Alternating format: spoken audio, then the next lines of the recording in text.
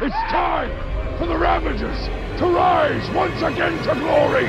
You are listening to The Ravager Report, a Fox Next Marvel Strike Force podcast dedicated to bringing you the latest news, information, and updates. With your hosts, Dorian. It is a name what strikes fear into the hearts of anyone what hears it! And Hebrew Hammer. I'm Mary Poppins, y'all! Hello and welcome to the Ravager Special Report, Episode 1. I am your host, Dorian. Unfortunately, Hebrew cannot be with me tonight, so I am going to be talking to you about some information that is just getting released. I have in my hands right now an early release of what may be the most fantastic dev blog we have ever seen come from Marvel Strike Force. So this devlog is going to be covering mostly the update 3.2, which is going to be a more traditional large update. It is not going to have, hopefully it'll have bug fixes in it, but it's not going to be these smaller updates that we've seen recently with the rescue and her campaign mode and these bug fixes.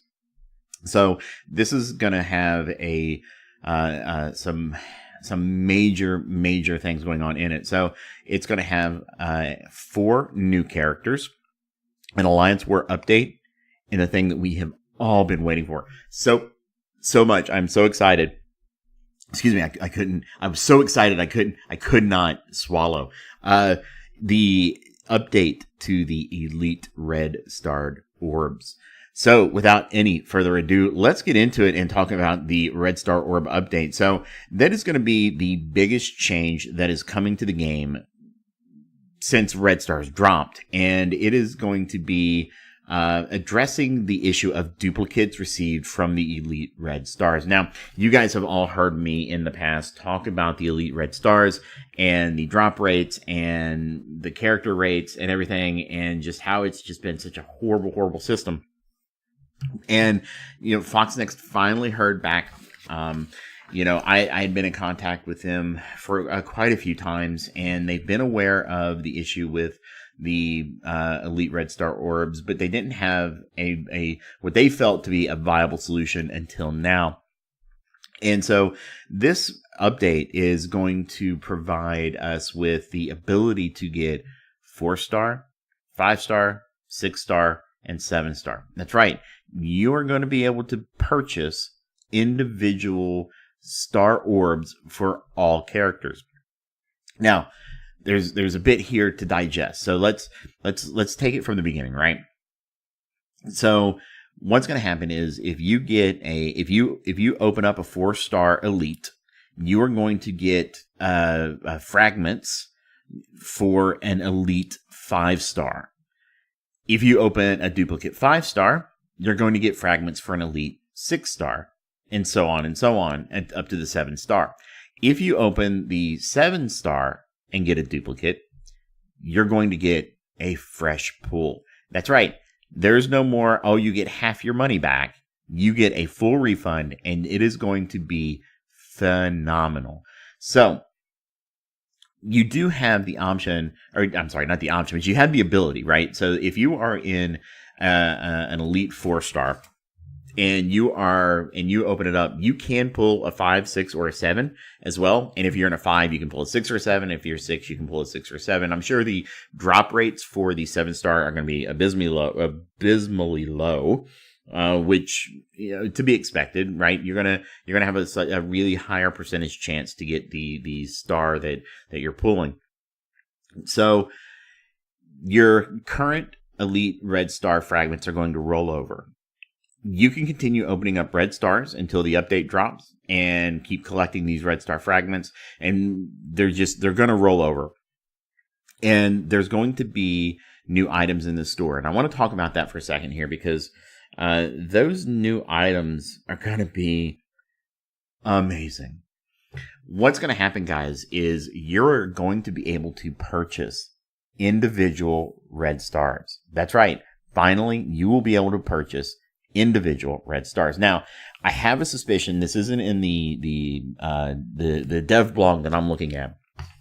This has not been confirmed, but it talks about specific characters in the supplies tab. So I imagine that there's going to be maybe like a new row of items in the supplies tab, and it's going to be a rotating, you'll have different characters just like you do right now with the characters that you can buy shards for cores.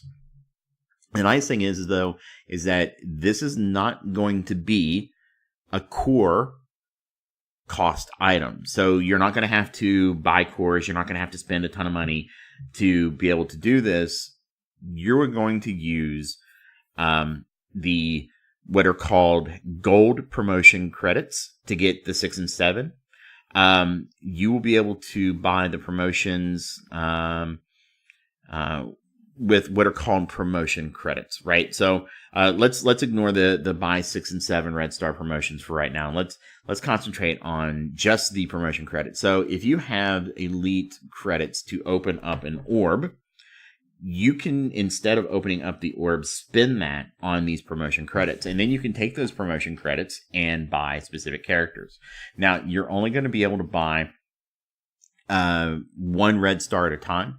So if you've got your, my favorite character, guys, Luke Cage, if you've got your 3 red star Luke Cage and you want to rank him up, you're going to have to buy those stars one at a time. And what this dev blog here indicates is that cost is going to increase as you get higher up the chain.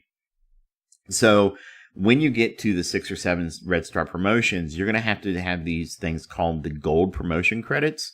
And those can only be purchased with the Elite 7 credit. So the economy sounds like it's going to be a little complicated. I haven't had time to really look at how things are going to go. And unfortunately, we don't have any numbers at all, which is kind of sad. I'd like to see some of the numbers so that we can start crunching things. And you guys know me, I love the maths, and try to figure out what we need to do to get to where we need to be. So, because obviously everybody needs those 7 red stars on your characters. I have a feeling that the costs are going to be rather astronomical, but we'll have to see. I'm kind of hoping they drop the cost of the 4-star elite, and that it kind of ramps up from there. But part of me is afraid that you're gonna wind up having to spend the equivalent of 20,000 fragments just for a 7 red star. Now, that could very well be worth it, but we don't know what's going to be the characters that are going to be in there yet. We don't know, how the supply store is going to work. But this is all really exciting stuff for this game because, the problem with the red stars has been the duplicates, the lack of refunds for the high end duplicates. And so this is going to wind up solving, I think, a lot of problems. Now, I don't know yet what's going to happen with standard orbs. So if you pull a 5 red star duplicate out of a standard orb, I imagine it's going to work the same as if you had pulled it out of an elite. But we're going to be waiting for a little bit more confirmation for that. I'm hoping that it's not, if you pull a 5 red star elite out of a standard, if you pull a 5 red star out of a standard, so a 5 red star duplicate out of a standard orb, you're only getting fragments for a 4-star elite. That would be pretty bad. But I don't have any confirmation on that. I don't know what's going on. So we're gonna work under the assumption that if you pull a 5 red star out of a standard orb, you're gonna get the same thing as if you had pulled that 5 red star out of an elite orb. So what they're going to be doing though is they're going to be temporarily removing the elite orbs from the store, and they're going to be converting everyone's the red star orb fragments into the elite 4 credits. So you can go ahead and open your red stars. Anything that you gather towards the current elite red orb is just going to roll over. And I believe I mentioned it earlier. We were told that any duplicates that we had were going to be refunded. So I know I personally have opened like a 5 red star Winter Soldier. So I'm hoping that duplicate is going to give me the Elite 6 credits.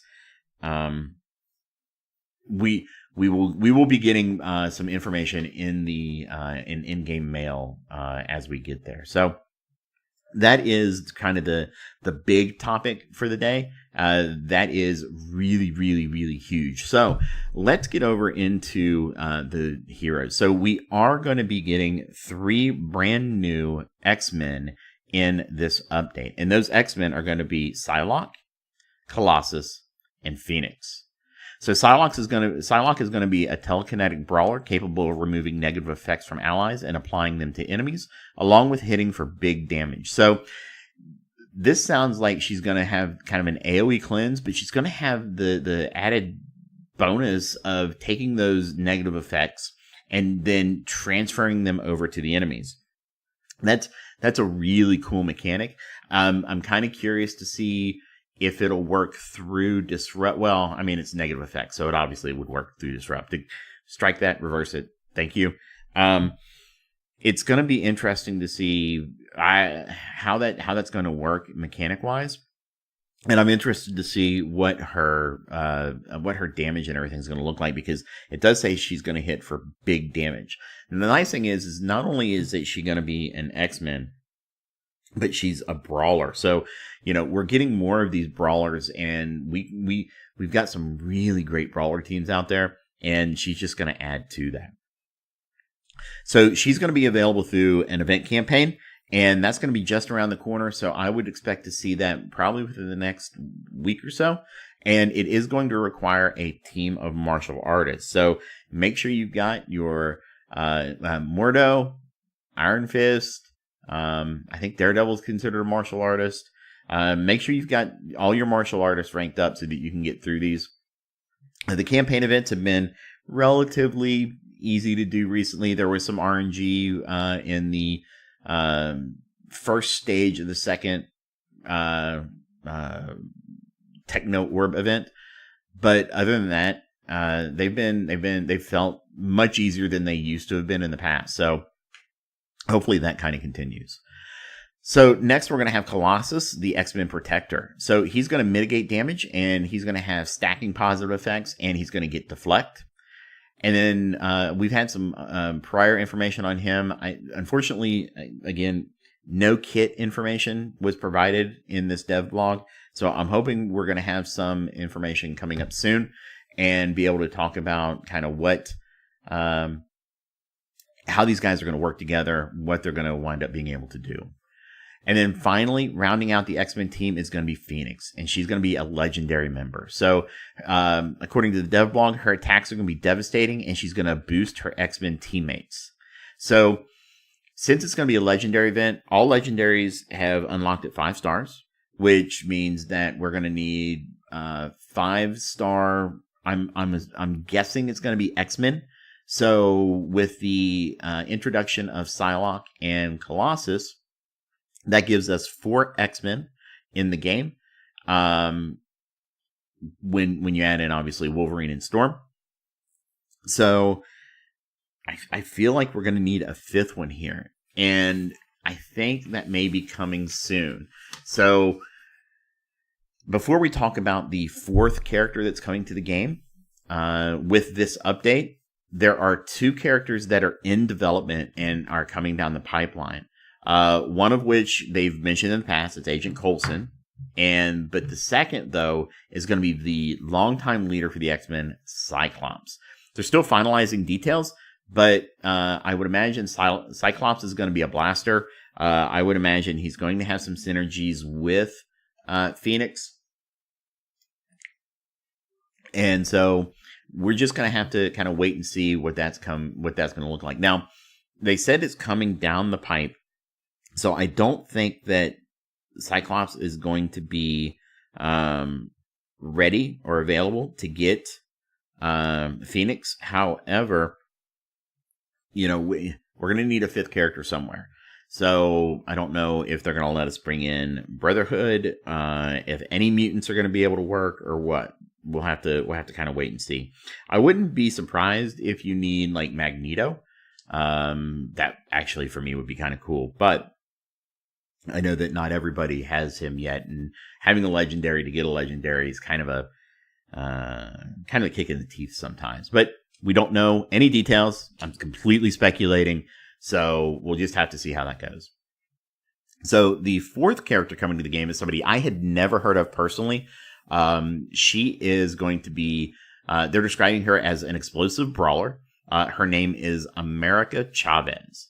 She's a powerful and visually exciting hero, but she has team synergy with fellow hero brawlers, so you can slide her right into your brawler squad for immediate impact. So that's going to be interesting. I can't wait to kind of see her kit, see her model, see what they're going to do, because she's a relatively new character that I had never heard of before. So we're going to have to just kind of see what they wind up doing with her, how her kit works, things like that. So they are adding Venom to a farm node, which is great. So Venom is going to be moving to Nexus 6-9, replacing Yondu.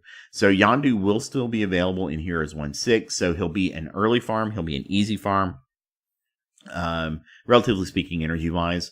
Newer players will be able to get him relatively early because he is on such an early node. So Venom going to 6-9 is great for Spider-Verse teams, and that makes everybody but Carnage farmable. And Miles, because Miles is through the beta store. I'm sorry, beta store. It's a little late here. The beta raid. So Miles will be available through the beta raid. Carnage is available through the War Store. Venom will be available on Nexus 6-9. Spider-Man, of course, is available through the Blitz Store. So we do have the Star-Lord event coming back.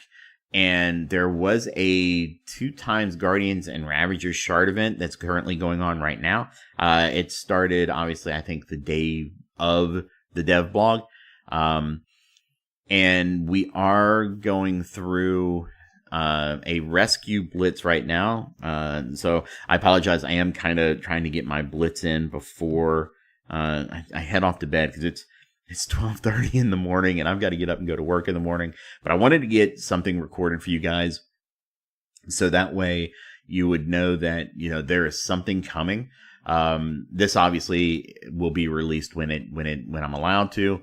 But there will be another rescue blitz, so I would imagine that she'll be available in the second iteration. And according to this, if you clear the second round of milestones, you'll be able to unlock a 2-star rescue. So I know this is coming out obviously before our episode 32. And so there are some things that have slightly changed from episode 32 to this. My opinion of rescue, I'm kind of waffling on that. I've seen some of the more recent videos. I had not realized that I knew there was going to be text changes, but I guess they also changed some of the things, like with her ult, so that it fired off one round earlier, which makes a huge difference for her kit and provides her with a lot better reliability with that offense up. And so I highly recommend, if you've not seen it, go watch the Tony Bing videos where he kind of takes the power armor team through Blitz and kind of crushes the quote unquote meta. And he's doing it at tier 8. So this is not in like tier 1, 2, or 3. He's doing this stuff in tier 8. So guys, I hope you like this. I'm not sure if we're going to continue with the mini pods as we get as like, I guess, the quote unquote embargoes are lifted, and because I don't want to flood you guys with podcasts every week. Hopefully we get enough information to have new content every week. So I'm gonna kind of play that by ear. I may start doing some videos. Hebrew may start doing some videos. Hopefully we can kind of both get on the same page and be able to maybe even do these together. All right, guys. Well, I'm running up into the 19 3/4 minute mark, so I want to say thank you again. And If this is your first time joining us, welcome. You can always find us on the on our Discord server. That is discord.me/Ravager Report. And if you do like what you hear and would like to help support the continuing efforts of this show, you can find us on Patreon at patreon.com/Ravager Report, where we have subscriptions starting at $2 going all the way up to $20. And the $5 is really kind of that sweet spot because you get the live episode, because we do record live every week on Wednesday on our Discord. And so you can get that early and listen to the live show uncut and unedited. So again, it's discord.me/Ravager Report. And like I said, my name is Dorian. My co-host is Hebrew, who is normally with me. And we do a show live on Wednesday nights around 6:30 p.m. Central Time, 7:30 Eastern, covering all things Marvel Strike Force. Thanks for joining in, and until next time, keep fighting, true believers.